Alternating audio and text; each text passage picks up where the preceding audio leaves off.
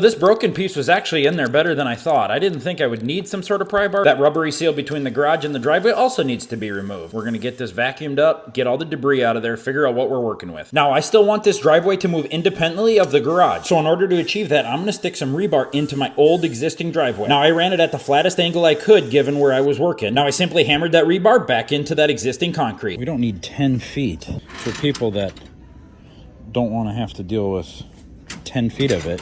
You can even get 12-inch pieces of rebar.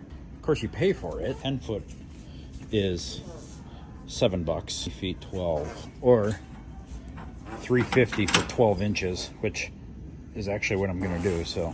Now that I have my anchor points prepped to the driveway, I wanna ensure that the concrete try to stick to the garage side, which it wouldn't structurally adhere to that. We're gonna use an expansion joint foam for that. That stuff is super easy to work with. You just cut it with a utility knife and put it where you don't want other concrete to go.